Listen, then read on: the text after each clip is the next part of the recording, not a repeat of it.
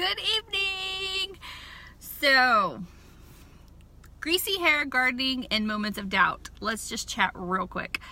I probably have some sawdust, a little bit of dirt, a little bit of everything in my hair. I've been working in my garden, tilling it up, and I've been cutting down tree limbs and talk about moments of doubt.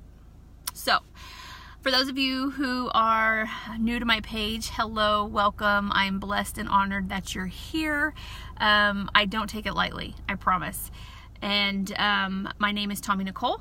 I am passionate about empowering women, moms, even younger girls, just to be confident, to step into their confidence and to feel beautiful. Because I think this day and age that with social media, it's just so hard to just appreciate who you are and to be okay with that. And so after a really dark year in 2016, when I finally clawed my way out of it day by day, I decided and made a mission that I was not going to let any other woman feel like I did, felt alone and lost and just yuck. So that's my new passion. For those of you who've been here a while, hello, I'm so happy you're here. But besides gardening and cutting down tree limbs and greasy hair, let's talk about moments of doubt. So I have been out of my routine for several days, not really. It was technically supposed to be till Saturday, but change of plans. But I was out of my routine and I just felt in a funk. I felt in a ick and I just couldn't get myself together, couldn't pull myself together. So those moments of doubt that I had been dealing with from 2016 and part of 2017 had started to creep back in. And I started doubting myself as a mom to my son, as a soon-to-be mom to my daughter. I think it's scary for a little girl coming, for one, because I'm going to move over just a little bit because I'm on the side of the road. You're going to pick up my son. Because I'm a girl, yes, but I have never raised a daughter. Girls are totally different from boys, and these doubts just started to overwhelm me. And then I just set out on a new journey, on a business building journey, not incompatible or not in joint juncture. I can't think of my wording with my husband. This is my own little venture. My husband encouraged it. My husband's pushing it, and I just hit the floor running. And today, doubt and that fear and that what if and am I worthy and can I be successful all started to creep back in. And I'm not gonna cry. And I cannot let that happen. And where I'm going with this is if you guys, have you ever noticed that you have this routine, and then when your routine is off kilter, or you feel like you've been thrown for a loop, that everything around you just seems to just kind of crumble in, and you don't know what you're doing, and the anxiety starts to build and the frustration starts to build? So for me, what I have to be aware of and do is make sure I'm taking time to spend my time praying and asking God just to stay with me and to lead me and to guide me, and just to fill my head with positive affirmations and to just stay positive no matter what. And yes, it's hard. It absolutely is hard. I've been traveling the last 2 days.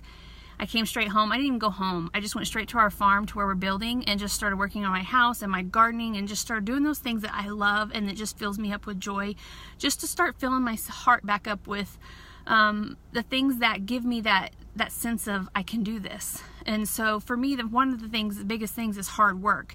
For you, maybe it's cleaning your house, maybe it's laundry, maybe it's playing with your kids, and of course, my son too's part of it. But you just have to find something that starts to fill you back up. One thing that I do, I got some viewers.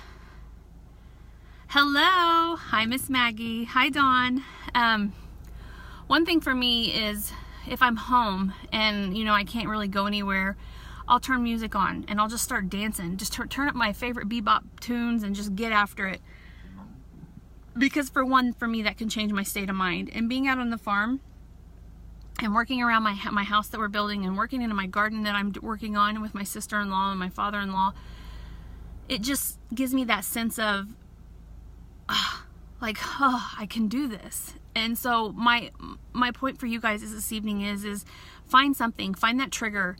If you have those triggers that set you off in a negative way, you got to find a trigger that's going to set you off in a positive way. You got to find that trigger that's going to make you feel good, that's going to put you back on track to hit your goals. Because if you stay stuck in that negative realm, if you're in my mom group, my mom spot, you'll know that where your focus goes, your energy flows, and negativity breeds negativity, and positivity breeds positivity. So you have to stay back in that track.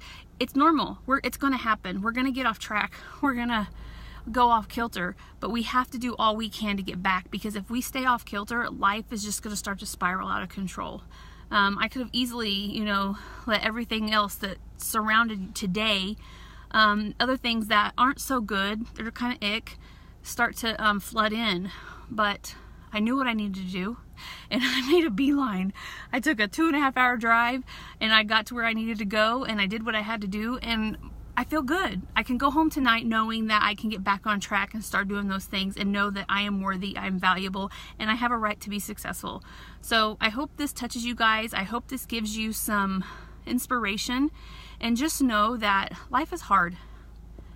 Hi Liz, how are you? Life is hard. It is so hard. But for me, I'll tell you guys, I'm not gonna cry. I was hell-bent on not going back to 2016.